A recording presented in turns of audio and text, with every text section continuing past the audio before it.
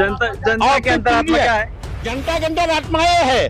अब की बार लालजी वर्मा, जब से मैं पैदा हुआ हूँ इस धरती पर, मैंने ऐसी फिल्म तो नहीं देखी जो मणिपुर की फिल्म आप लोगों ने दिखाया। इस बात को आप मोदी से क्यों नहीं पूछते कि ये आप फिल्म कहाँ से लाए हो जब क्राइम खत्म हो गया है? बीजेपी के लोग कहते हैं कि सबसे ज्यादा सड़कों का जाल अगर किसी ने बिछाया तो भारतीय जनता पार्टी। अब वो जाल जैसे मकड़ी उकड़ी जाल लगा लेती है ऊपर, ऐसे जाल कहीं बिछाए होंगे, सड़क पर तो कोई जाल नहीं दिखा अभी तक। ये चुनाव लालजी वर्मा का चुनाव नहीं रह गया है।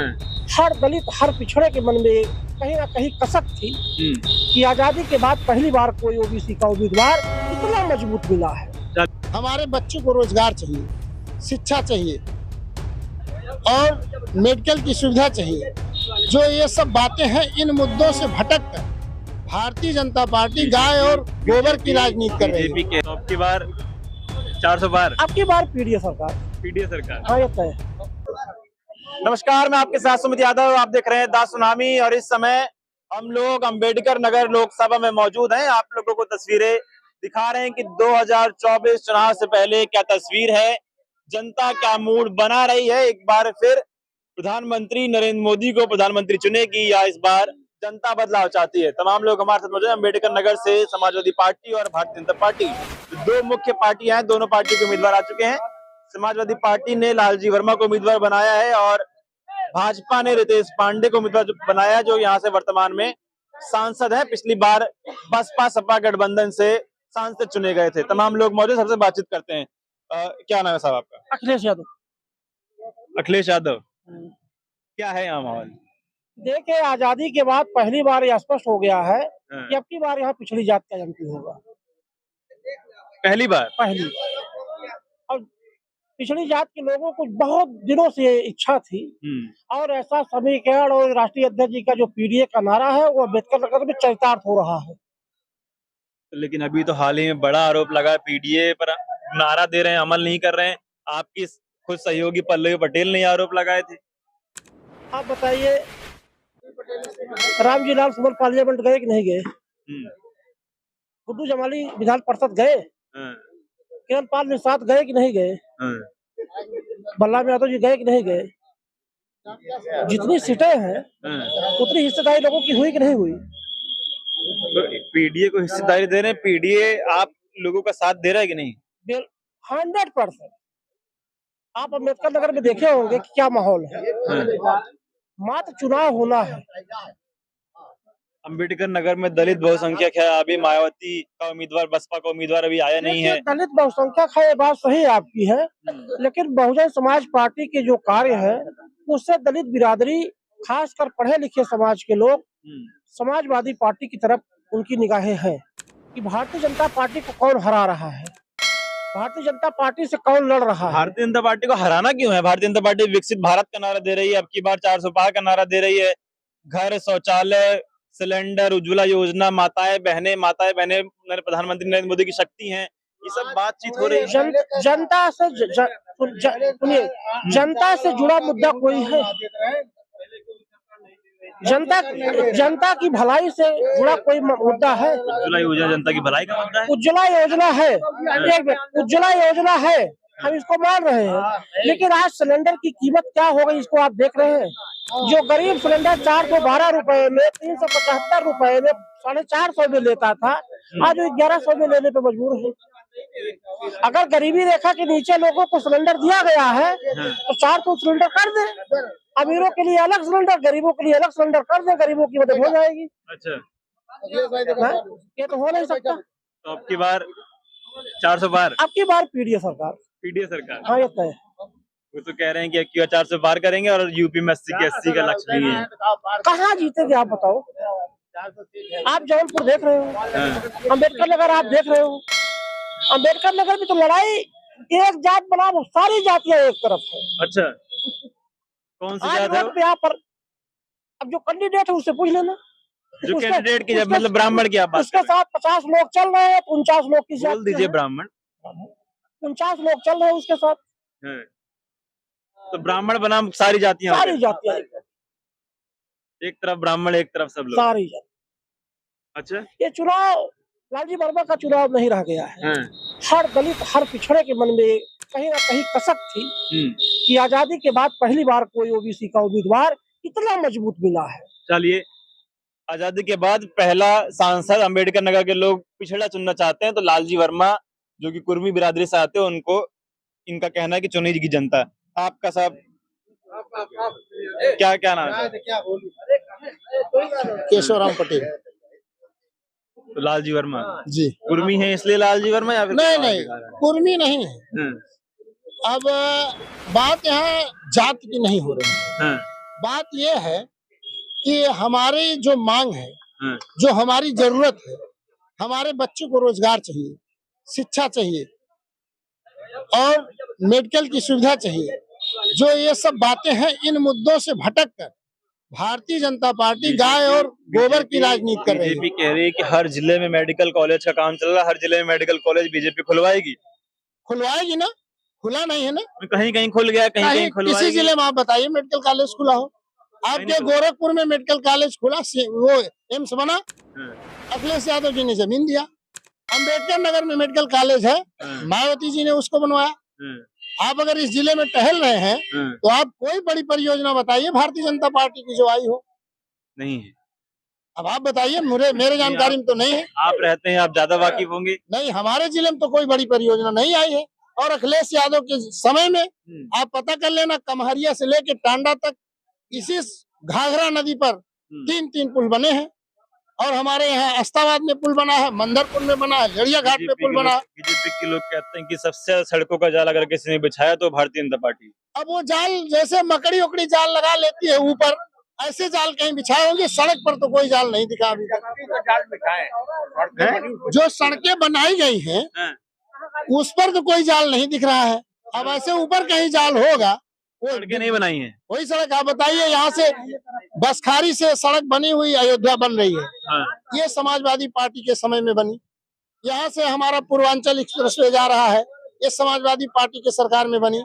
और आजमगढ़ तो इसका मोदी जी किए थे। अब उनको नाम बदलना आता है, उद्घाटन करना आता है, लेकिन वो अपना काम भी तो बताएं। अरे काम तो वो अपना बता ही रहे हैं, कहते हैं माता बहनें उनकी शक्ति है, उज्ज्वला योजना 140 करोड़ जनता उनका परिवार है, उज्ज्वला राशन दे योजना रहे आपने हैं, अच्छी किसान बात सम्मान निधि दे रहे हैं। उज्ज्वला योजना आपने अच्छी बात बताया। अगर ये उज्ज्वला योजना के तहत जब 350 का सिलेंडर हुआ तो स्मृति ईरानी जी अपने सर पे लेके सिलेंडर नाच रही थी।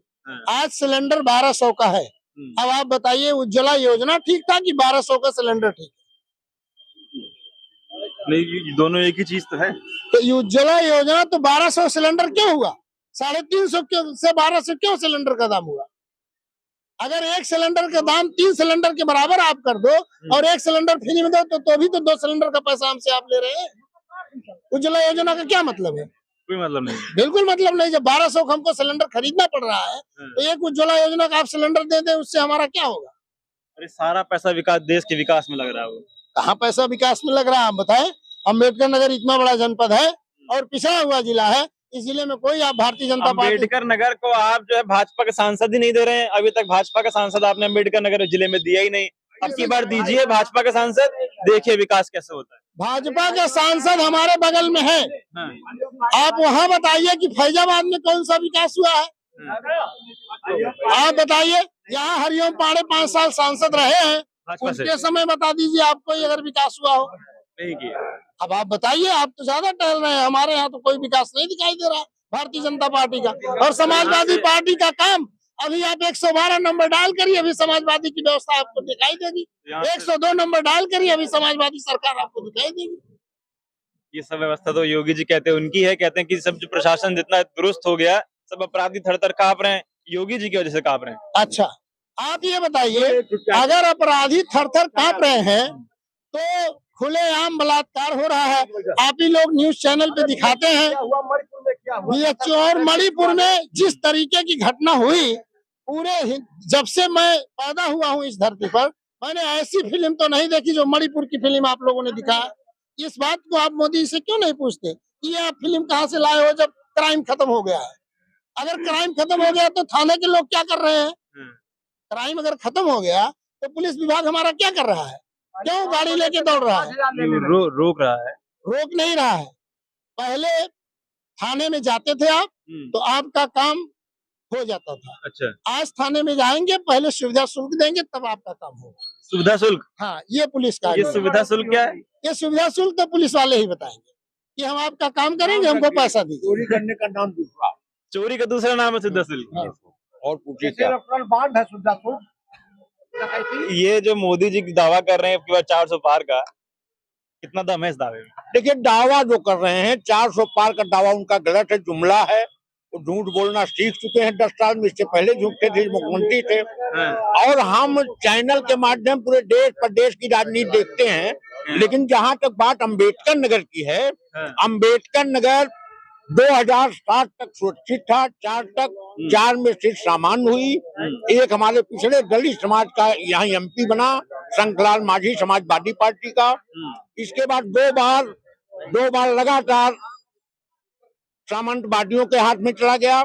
अब की बार यहाँ की जनता जो है, यहाँ लड़ाई आर पार की है। एक तरफ पूंजीवाद, एक तरफ किसान का बेटा। कौन है सामंतवादी? पूंजीपति हितेश पांडे, उनके बाप राकेश पांडे, और किसान का बेटा लालजी वर्मा। तो उनके पिताजी राकेश पांडे तो आपकी समाजवादी पार्टी में है।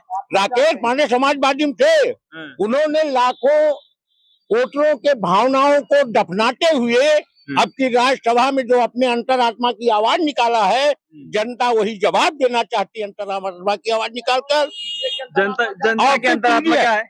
जनता के अंदर आत्माएं है। अब की बार लालजी वर्मा, और एक चीज यहाँ अम्बेडकर नगर खास तौर से वोटर 80% नारा लगा चुका है, हम तैराक हैं, हमें किनारा नहीं चाहिए। हम जिस मार के मारे थे वो मार हमें दोबारा नहीं चाहिए। किस मार के मारे थे आप? अरे हम लोग मारे सामंतवाद में मारे गए थे। तो सामंतवाद हमको 89 में पिछली सरकार बनी, पिछले समाज का नेता स्वर्गीय माननीय मुलायम सिंह यादव मुख्यमंत्री बने, वहां से कुछ लाभ हुआ। फिर लगातार 89 से बीच में 20 वर्ष में पिछले दलित समाज को काफी राहत मिला। अच्छा, मेरा एक आखिरी सवाल है आपसे, उसमें और लोगों से बातचीत करूंगा। जिस सामंतवादी प्रत्याशी की आप बात कर रहे हैं, वही सामंतवादी प्रत्याशी पिछली बार आपके गठबंधन के प्रत्याशी थे, तब सामंतवादी नहीं थे? सामंतवादी गठबंधन के थे, सपा बसपा गठबंधन के थे, पीडीए के नहीं थे। पीडीए के नहीं थे? सपा बार पीडीए का गठबंधन हुआ है। आपकी पीडीए का गठबंधन हुआ है। चलिए, आपकी पीडीए का गठबंधन हुआ, और लोगों से भी बातचीत करता हूँ। जी साहब, क्या नाम है साहब आपका? अरे नाम संजय यादव है हमारा। क्या है इस बार माहौल अम्बेडकर नगर से? माहौल अम्बेडकर नगर में क्या, 5 विधायक हमारे जीते थे, 1 लाख वोट से 5 विधायक जीते थे। 1 लाख 1.5 लाख से चुनाव हम लोग जीतते जा रहे हैं। फिर लोकसभा का आपके एक विधायक की तो अंतरात्मा की आवाज जाग गई। जाग गई तो उससे क्या है, वोट तो वोटर तो हमारे पास है, विधायक गए हैं। वोटर तो कहीं थोड़ा गया है, एक भी वोटर नहीं हमारा गया है। वोटर नहीं गया? वोटर नहीं गया है। हम लोग यहाँ भी 5 विधानसभाओं में जीतेंगे, वोटर कहीं नहीं गया। तो आपकी बात फिर लालजी वर्मा? हाँ, लालजी वर्मा निश्चित चुनाव जीतेंगे यहाँ से। यहाँ हमेशा समाजवादी पार्टी या बैकवर्ड समझ लीजिए, ऐसी विचारधारा के लोग ही यहाँ हमेशा कामयाब रहते हैं। मनवादी विचारधारा के लोग यहाँ बहुत कम ही कामयाब हुए, कभी झूठ फरेब से आ गए, फिर दोबारा नहीं आए। रितेश पांडे कह रहे हैं कि समाजवादी पार्टी जो है वो प्रधानमंत्री थोड़ी बनाएगी, राष्ट्रीय पार्टी भारतीय जनता पार्टी है, राष्ट्रीय पार्टी को वोट दीजिए, राष्ट्रीय पार्टी प्रधानमंत्री बनाएगी। समाजवादी पार्टी क्षेत्रीय दल है, यहाँ कहाँ प्रधानमंत्री बनेगा? गठबंधन हमारा इंडिया गठबंधन है। इंडिया गठबंधन अब की बार आप लोग सर्वे कर रहे होंगे, तमाम प्रदेशों में दौड़ोगे। महाराष्ट्र में इनकी सीटें घट रही, बिहार में घट रही, उत्तर प्रदेश में घट रही है। ये कहाँ जाएंगे? दिल्ली में खत्मे बराबर है, कहाँ से ले आएंगे? सरकार कहाँ से बनाएंगे? आप कह रहे घट रही, वो कह रहे हैं 400 पार। अरे भाई, उनके पास तो अब आप गूगल पे सर्च करिए सबसे बड़ा झूठा प्रधानमंत्री कौन, तभी देखिए नाम आएगा। इसका नाम आएगा? अरे प्रधानमंत्री का रहे, किसका नाम क्या? प्रधानमंत्री तो बहुत है। अरे तो देखिए सीधे आएगा गूगल। आप सुनिए, यथा नाम तथा गुण। इसके पहले 10 साल हमारे देश का प्रधानमंत्री डॉक्टर मनमोहन सिंह थे, उनको लोग मौनी बाबा कहते थे, वो बहुत कम बोलते थे। और इनको क्या कहते हैं? फेंकुआ। ये फेंकते हैं। अब अगर न फेंकते तो लोग कहते क्यों?